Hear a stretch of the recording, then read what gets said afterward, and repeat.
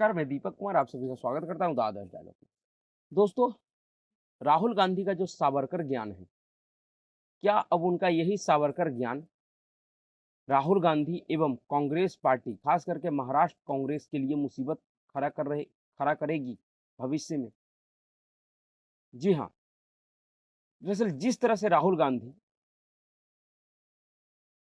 पिछले कई सालों से लगातार सावरकर जी को नीचा दिखाने का कोशिश करता है, उनके ऊपर भद्दा-भद्दा तरीके का कमेंट करता है,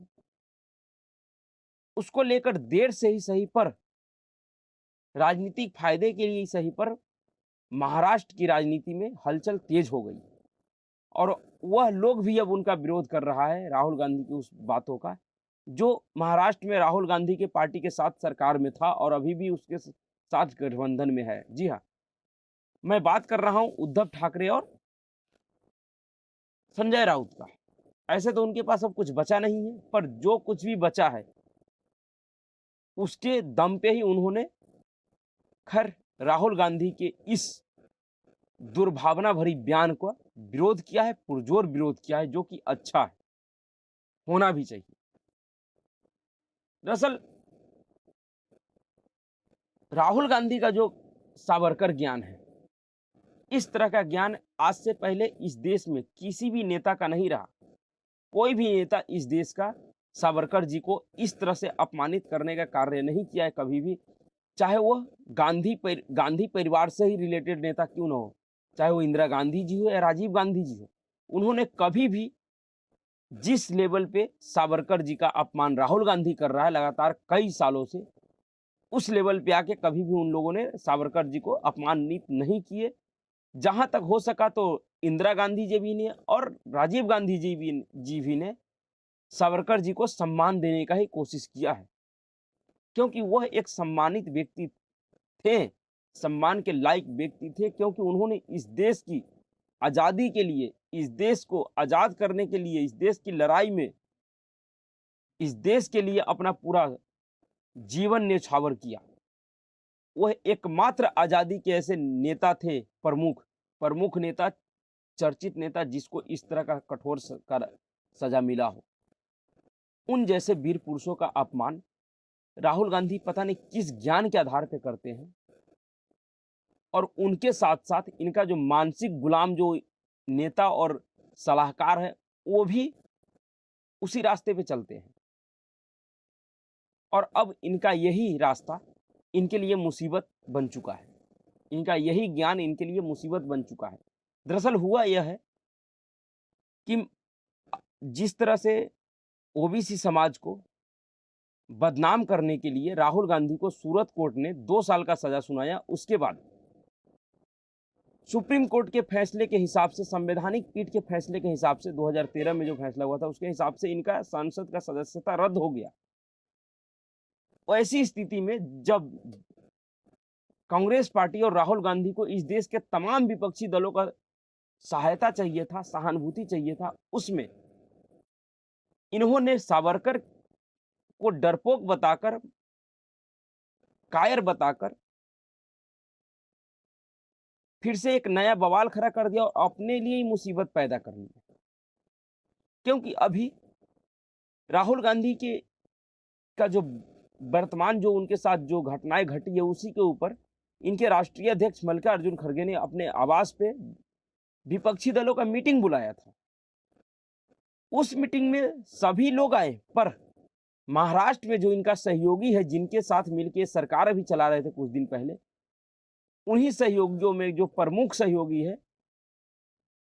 जो कि चाहे परिवारवाद के ही नाम पे महाराष्ट्र में एक बहुत बड़ा नाम है, उद्धव ठाकरे, जो कि बाला साहब ठाकरे का पुत्र है, उन्होंने गांधी ने जिस तरह सावरकर जी का अपमान किया, उसका उन्होंने खोलकर विरोध किया और उन्होंने इस विपक्षी मीटिंग का, डिनर पार्टी का बायकॉट किया। उनके तरफ से कोई नेता नहीं आया और उन्होंने कहा कि जब तक राहुल गांधी यह नहीं आश्वासन देते कि वो वीर सावरकर के ऊपर इस तरह का कोई भी अनर्गल टिप्पणी नहीं करेंगे, तब तक हम समझौता नहीं करेंगे। शायद उन्होंने एक तरह से धमकी दिया है सीधे-सीधे गांधी परिवार को और राहुल गांधी को कि आपका जो ये ज्ञान है वो अच्छा नहीं है, क्योंकि उद्धव ठाकरे को भी अब लगता है कि उन्होंने राजनीतिक सत्ता के लिए, कुर्सी के लिए अपना तमाम राजनीतिक पहचान खो दिया। उनके पास अब महाराष्ट्र में ऐसा कुछ भी नहीं बचा है, बाला साहब ठाकरे के नाम के अलावा। इसलिए शायद उनको अब समझ में आ रहा है कि अगर अब हम सावरकर के मुद्दे पे भी चुप रहें और राहुल गांधी और गांधी परिवार कांग्रेस पार्टी से अगर समझौता कर लिए सावरकर के अपमान के बाद भी, तो जो भी नाम बचा खुचा है बाला साहब ठाकरे का, वो भी मटिया मेल हो जाएगा, वो भी मेरे पास नहीं बचेगा कुछ भी। इसलिए उन्होंने इस तरह का विरोध किया। नहीं तो अभी 17 नवंबर 2022 को महाराष्ट्र में यही राहुल गांधी वीर सावरकर के ऊपर अपने भारत जोड़ो यात्रा के दौरान किस तरह के एकदम निस्तम स्तर का आरोप लगाया था, किस तरह से उनको अपमानित किया था। उस समय इस तरह का विरोध उद्धव ठाकरे या उनकी पार्टी की तरफ से नहीं आया, क्योंकि उनको लग रहा था कि कहीं ना कहीं हमें परेशानी होगी, हमारे जिसके साथ हम सरकार चला रहे उस सरकार में परेशानी होगी, इसलिए उन्होंने नहीं बोला। पर इस टाइम अभी उनके पास खोने के लिए कुछ भी नहीं है, क्योंकि उनका पहले ही हर चीज खो गया। तो उन्होंने इस तरह का स्टैंड लिया है, लेकिन देर से ही सही, किसी भी मजबूरी में सही। पर यह अच्छा है कि उद्धव ठाकरे ने राहुल गांधी को कम से कम आईना दिखाने का कोशिश जरूर किया है कि आप इस तरह की बात नहीं कीजिए। पर सावरकर ज्ञान पे जिस तरह का प्लान महाराष्ट्र का जो वर्तमान सरकार है, शिवसेना और बीजेपी की जो गठबंधन की सरकार है, उन्होंने तैयार किया है, उसको देखते हुए लग रहा है कि वाकई राहुल गांधी का यह ज्ञान भविष्य में बहुत ही भारी पड़ने वाला है कांग्रेस पार्टी और कांग्रेस के नेताओं पे। दरअसल राहुल गांधी अपने बयान से अपने पार्टी का तो नुकसान करते ही करते हैं,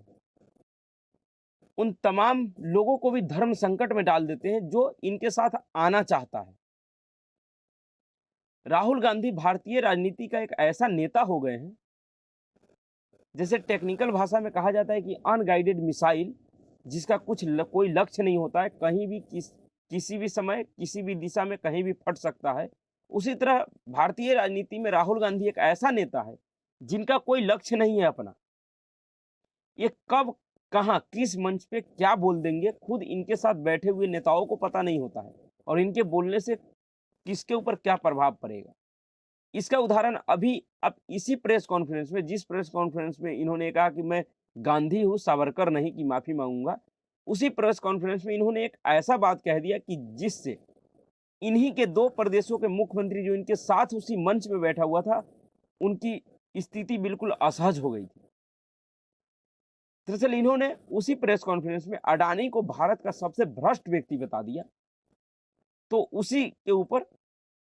एक पत्रकार ने इनसे सवाल पूछ लिया कि आप अडानी को सबसे भ्रष्ट व्यक्ति बताते हैं, तो फिर आपके जो दो प्रदेशों में सरकार है, राजस्थान और छत्तीसगढ़ में, उन दोनों प्रदेश की सरकारों ने उनके साथ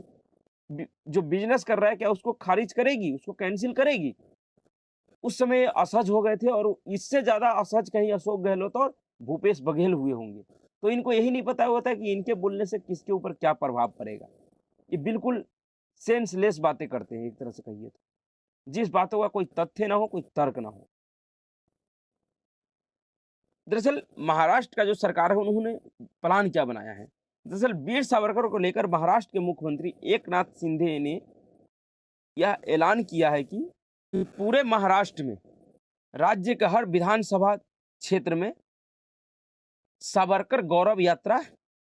निकाली जाएगी, जिससे यह बताया जाएगा कि किस तरह से कांग्रेस पार्टी का नेता राहुल गांधी सावरकर जी का अपमान किया है। और सावरकर जी के मामले में तो एक तरह से कहिए कांग्रेस पार्टी के इस नेता राहुल गांधी जी का आज पिछले कई वर्षों से लगातार ऐसा ही बयान रहा है। इसी तरह से वो हर एक मौकों पे सावरकर जी का अपमान करने का एक भी मौका नहीं छोड़ा, और इनके साथ साथ इनके तमाम जो राजनीति के मानसिक गुलाम हो चुके हैं, वह लोग भी इसी तरह के व्यवहार करते हैं। जिन्होंने कभी सावरकर जी के बारे में कुछ पढ़ना नहीं चाहा, कुछ जानना नहीं चाहा, वो लोग भी सावरकर जी को उसी तरह से दिखाते हैं जिस तरह से राहुल गांधी दिखाते हैं। दरअसल राहुल गांधी और इनका जो सलाहकार मंडली है,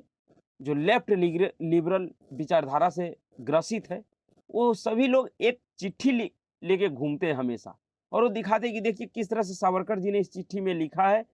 कि हम आपका हमेशा एक तरह से नौकर रहेंगे। तो उस तरह का चिट्ठी शायद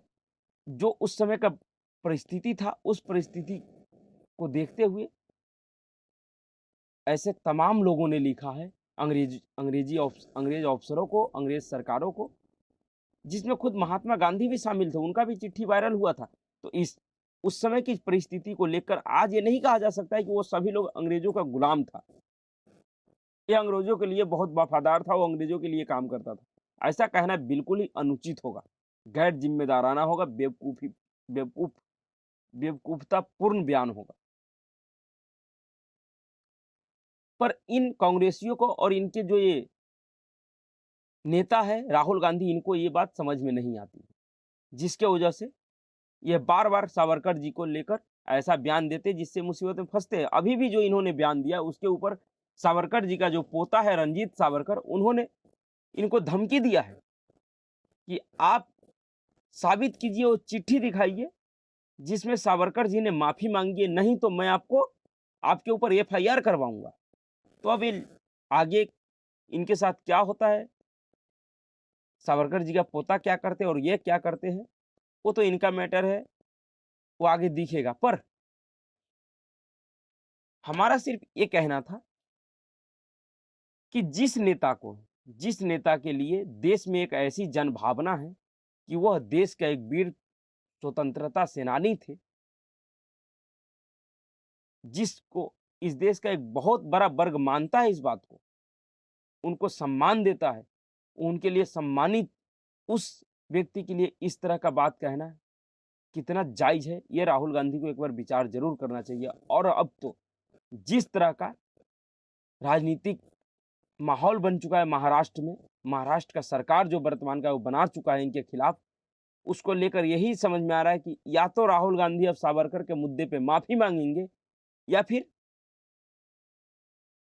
जो सत्ताधारी दल है महाराष्ट्र का, वो इनको नंगा करके छोड़ेगा सावरकर के मुद्दे पे, और जन-जन तक वो बताएगा, पहुँचाएगा कि किस तरह से इन्होंने सावरकर को हर एक मौकों पे अपमानित करने की कोशिश किया है, और अपमानित सिर्फ कोशिश ही नहीं, अपमानित किया है। दरअसल इन्होंने जो बयान दिया इसके बाद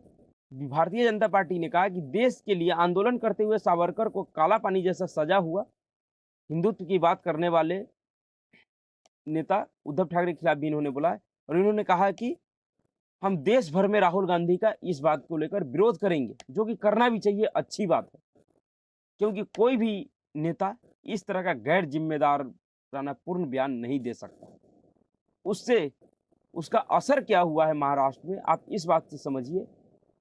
कि जो प्रदेश कांग्रेस का दो महाराष्ट्र प्रदेश कांग्रेस का जो अध्यक्ष है नाना पटोले, उन्होंने कहा कि सावरकर के मुद्दे को तूल देना महा विकास अघाड़ी को तोड़ने की साजिश है सत्ताधारी दलों का, लेकिन वो सफल नहीं होंगे, हम सभी एकजुट हैं। नाना पटोले ने कहा कि सावरकर के मामले को लेकर वह राहुल गांधी से बात करेंगे। तो इधर वही कांग्रेस के नेता जो विधान परिषद में विपक्ष के नेता है करेंगे, तो इससे स्पष्ट होता है कि महाराष्ट्र में जो कांग्रेस है उसके ऊपर इस बात का असर तो जरूर पड़ा है, जिस तरह से सावरकर को लेकर राहुल गांधी ने बयान दिया। इसी बयान को लेकर अभी कांग्रेस पार्टी के जो राष्ट्रीय अध्यक्ष जी ने जो विपक्षी दलों का मीटिंग बुलाया था, उसमें भी इस बयान को लेकर चर्चाएं हुई थी, जिसपे यह मुद्दा एनसीपी प्रमुख शरद पवार जी ने उठाया था गांधी परिवार के सामने। तो उस समय ऐसा खबरों में आ रहा है कि ये समझौता हुआ है कि अब सावरकर जी के मुद्दे पे राहुल गांधी या कांग्रेस पार्टी का कोई भी विपक्ष या कोई भी नेता इस तरह का बयान नहीं देगा। पर इस बात की कोई भरोसा नहीं है कि राहुल गांधी भविष्य में ऐसा बयान नहीं देगा, क्योंकि सावरकर जी के मुद्दे पे राहुल गांधी एक तरह से कह लीजिए तो आदतन अपराधी हो गए हैं कि इन्होंने हर मौकों पे सावरकर जी को नीचा दिखाने का कोशिश किया है, जिसको देखकर अब यही लग रहा है कि सावरकर जी का नाम ही महाराष्ट्र में कांग्रेस पार्टी का काम तमाम करेगा, और साथ ही साथ देश में भी। और यह होना बहुत ज़रूरी है। तो अभी के लिए इतना ही। अगर आपको वीडियो अच्छा लगा तो वीडियो को लाइक कीजिए, शेयर कीजिए और चैनल को सब्सक्राइब कीजिए। नमस्कार।